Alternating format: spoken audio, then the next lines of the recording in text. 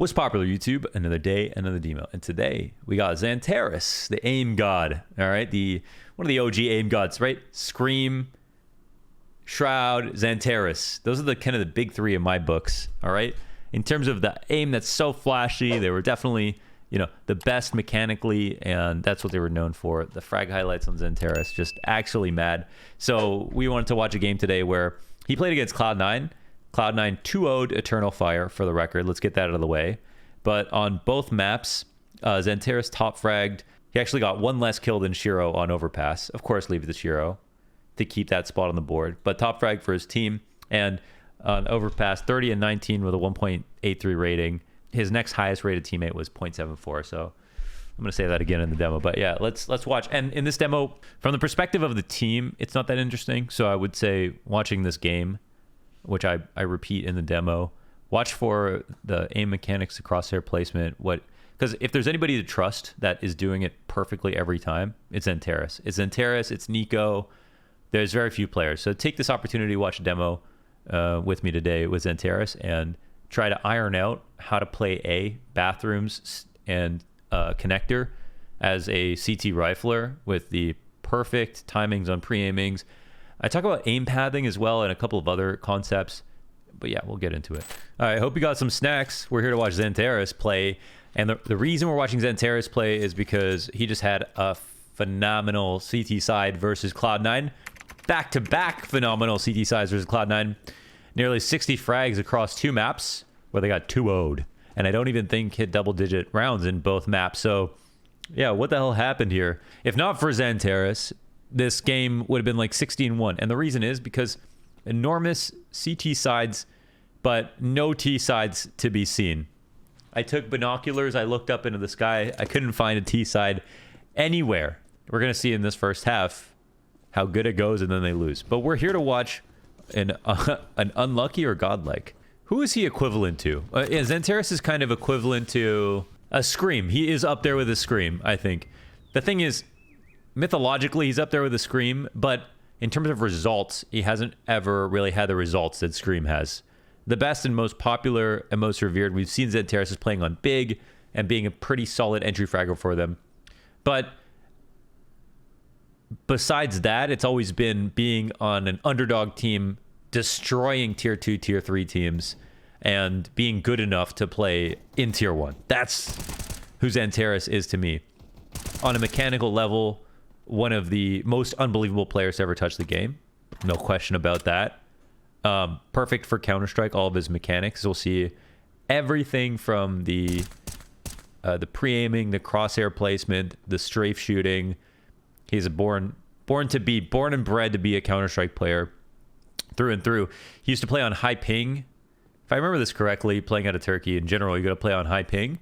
And so, he was always looked at as the guy who was like, okay, not only is he doing really well, like he's up and coming, he's going to be nuts as soon as he gets to a lower ping, but he's like swinging on top tier players like 120 ping or whatever it was and owning every game. Okay, maybe it wasn't that high. I might be embellishing here. These are tales of the past that I'm talking about. So today we've come to watch a little frag movie in the very first ever Unlucky or Godlike. Just looking at the stats from this matchup, 28 and 17 on Dust 2 with a 1.59 rating. His next highest teammate was Woxic with a 0.99 rating. Nobody was even above a 1.0 besides him. And then they lost that game 16-12. On overpass, 30 and 19, okay, with a 1.83 rating on the map, 130 ADR versus Cloud9. And his next highest rated teammate was 0.74 with 55 ADR. And I mean, these guys, they were tied at 55 ADR between two players and then had below that on the other two. And then they got 11 rounds, right? I mean, there's no way that they should win with scores like that, but that's what we're working with here. Sorry, back to the game. And 23 and 7 on the CT side. Okay. We go over to T side. Nobody was doing. I don't even want to watch that. They lost 12 rounds in a row in the second half to lose. And I mean, it wasn't like XANTARES was on a free of criticism from the second half. The team just didn't have anything going for it.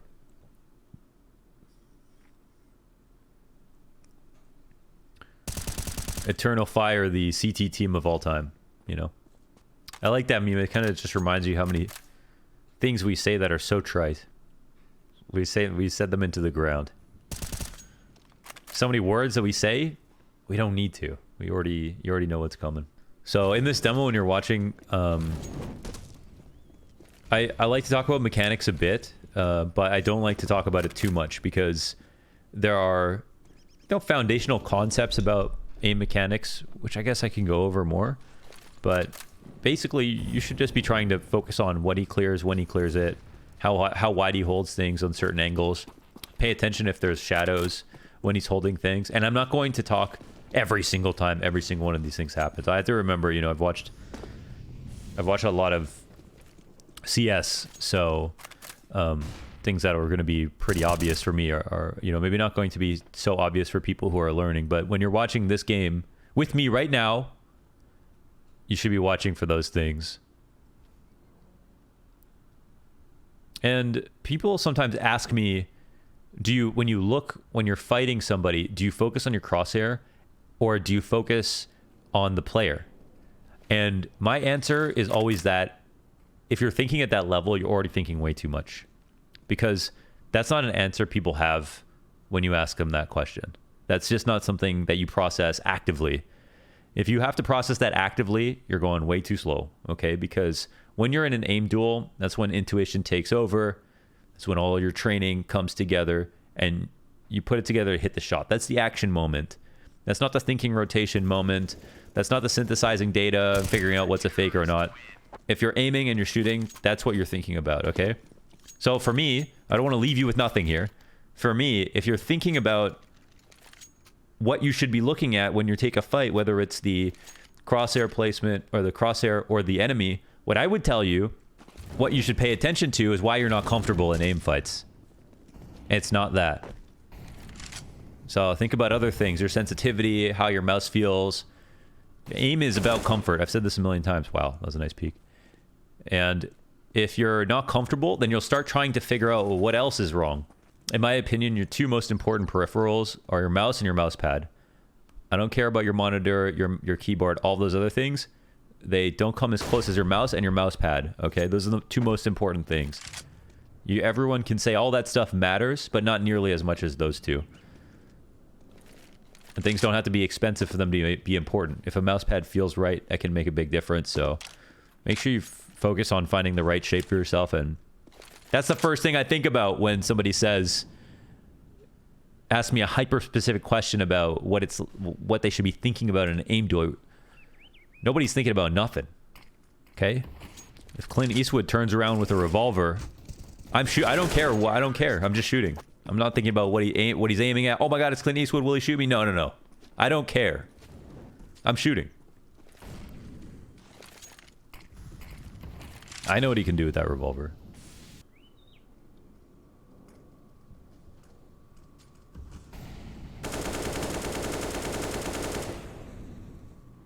You know what? I'm going to call that a spray transfer.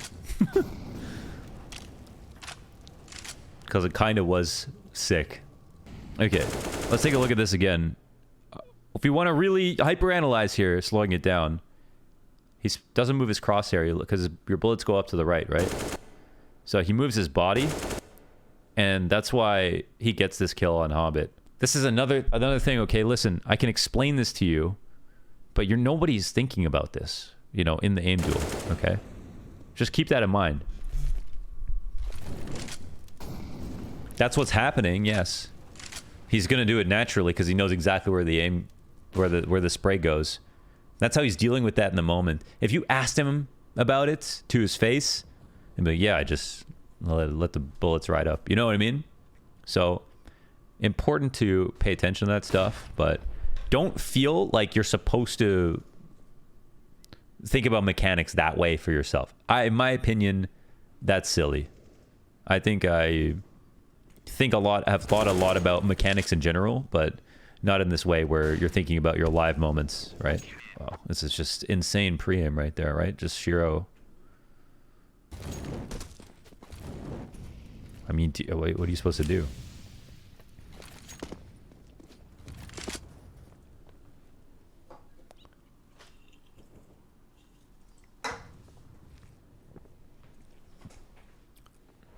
Dude, he was just sitting out in the open, waiting for somebody to slowly cross.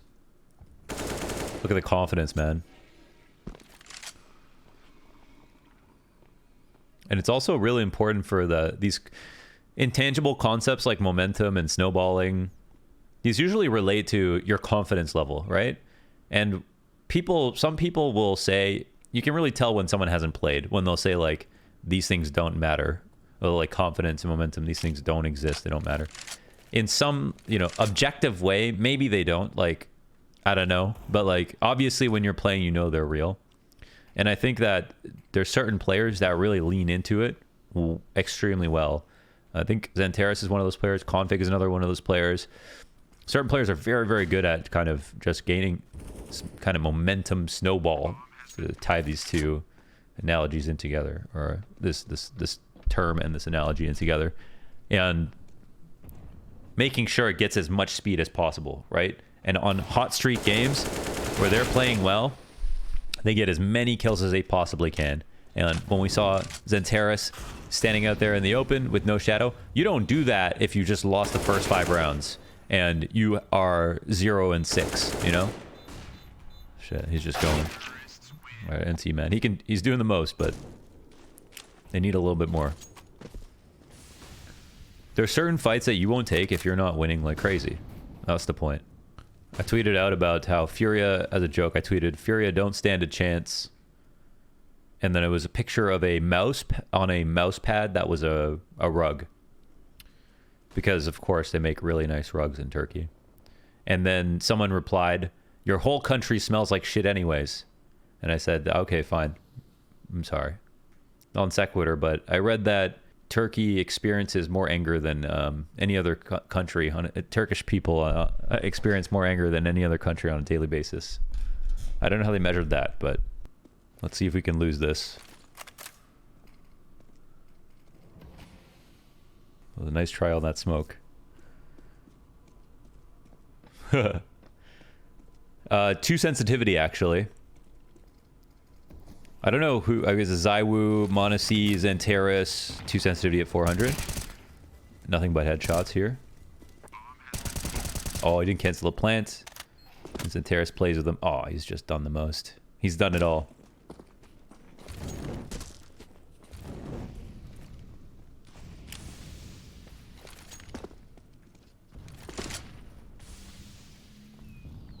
Love throwing that nade, by the way.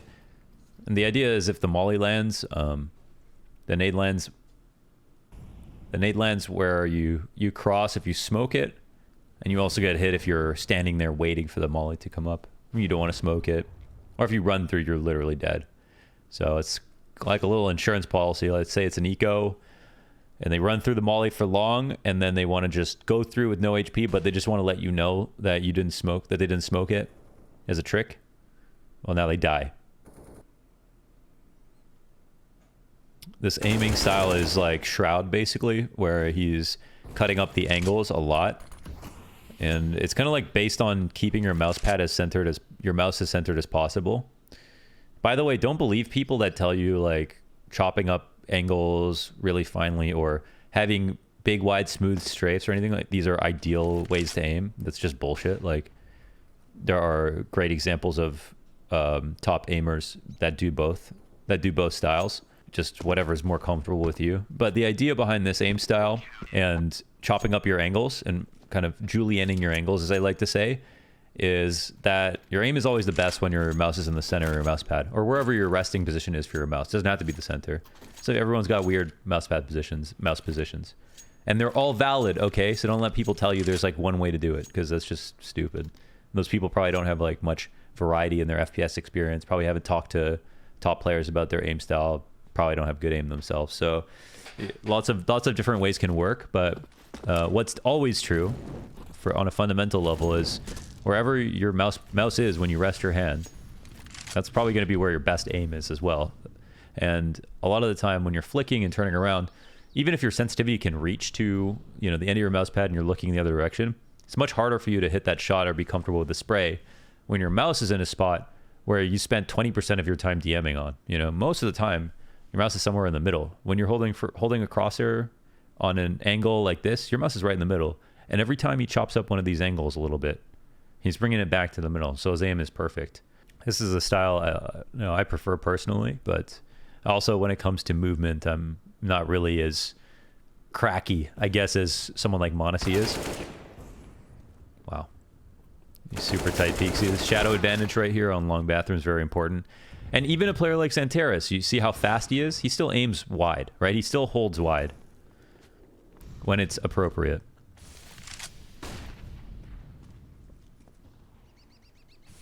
And he really makes 2 cents look higher than mine, I won't lie. He makes this look so good. When you're planning out a position, Nico's the best at this, for sure. But XANTARES is right there with him, honestly. XANTARES is elite when it comes to these mechanics. But when he's clearing out different positions, you know, on 2 sensitivity, I mean, you can do this comfortably on the fly. But the more you do it, the more you see that some of these players are very methodical about how much distance they go to one angle and then go to another one. When they lift up their mouse, what angle is too far that they turn, you know, and which side do they turn? Oh, he almost had the most chill spot right there. Oof, there's just no real support for him. They're watching the stairs at least. I think he's got to clear to see if someone's walking up, right? They're just going to go beat. He couldn't kill XANTARES, so they leave. It's a wide strat these days.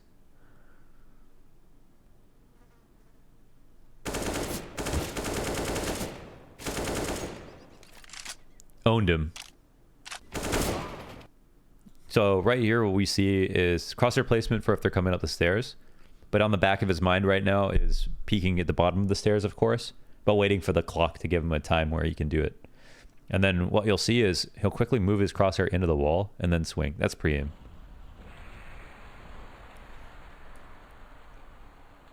See there? There's nothing that special about it, but it's really important to think about this every time you go into a fight, whether or not you want to just cleanly walk out holding the corner and smoothing it, or if you want to go in for that pre-aim. I talked about that more in the doc video. I think that was a good example of it. And XANTARES, when he's doing these clears, is always very palpable because he's just got kind of the whole map. He's got the whole map mapped out with the way he clears things.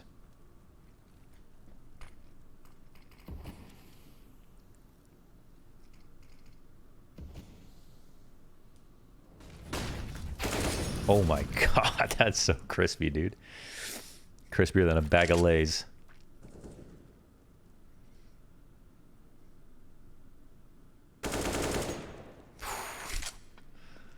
Yeah, it is. It's a frag movie. Don't let him tell you got to play on -2 gap with a size 1 crosshair, okay? Look at XANTARES swinging this 1 gap, size 2.5 crosshair. It's a 1.6 player moment, though. That's for sure.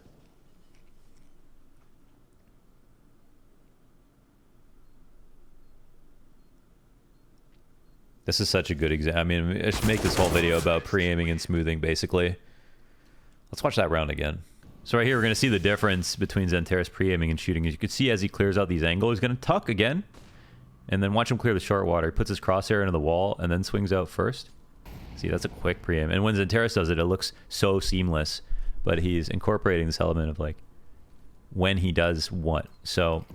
And again, here's an angle where he could actually come down pre-aiming, and it's a stylistic choice for him to chop him up. And it's different because there's so many elevation changes with the stairs, but then that final clear right there on Inters just chops the head right off. XANTARES comes up the ladder, and there's going to be another cool fight right here. Perfect with that clear. It's a very underplayed angle, of course. Not many players die there, but... And then we're going to get a great showcase of these slight differences here as he comes back through the bathrooms. So let's see how he excavates these angles. You can see most of the time he's chopping them up, right?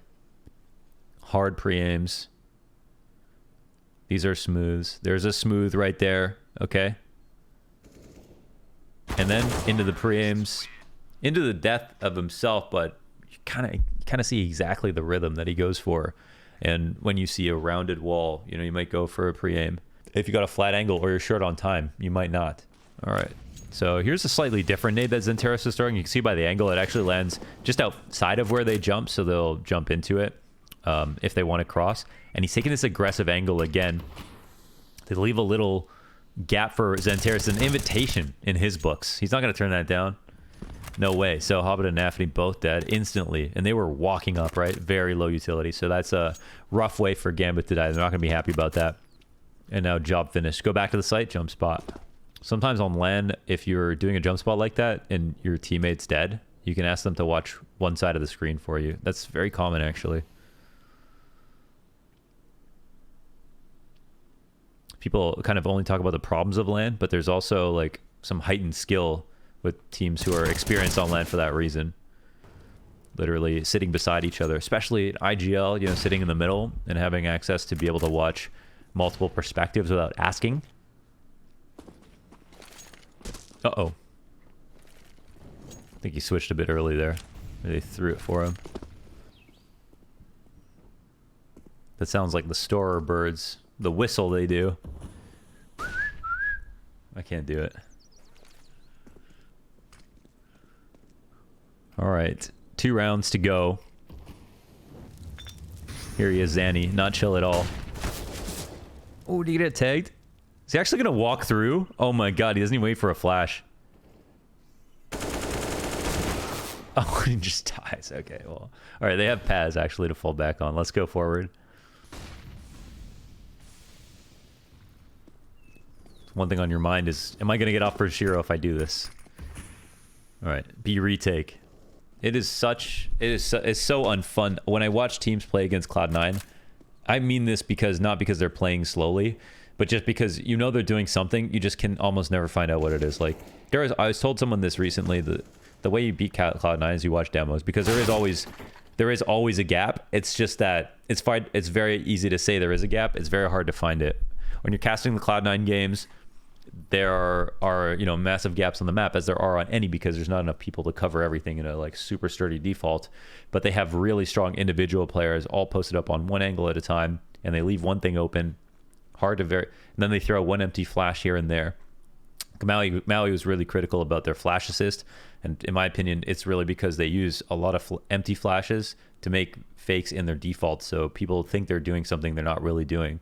And then you abuse that, and then you lose this mind game. You lose that round, then you lose the map. You just get so tilted. So that's why you see teams just get stomped down by a team like Cloud9 and feel like they're not really doing anything. But today, XANTARES had a great time, obviously, playing against...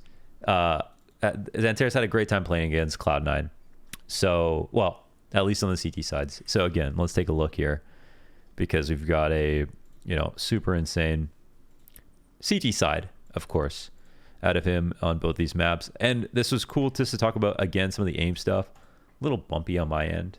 Apologize if things didn't come through as they should have, but I did really enjoy watching a XANTARES demo. It's been a minute since we watched the last one. And yeah, I wanted to chill today. I wanted to chill, watch a frag movie with the boys, and that's it. Call it a night. So, okay, thanks for watching. Let me know who we got next in the comments, and yep, as always, be safe. Remember, October 8th, Boxer drop, okay? The release number 18 is hitting the store.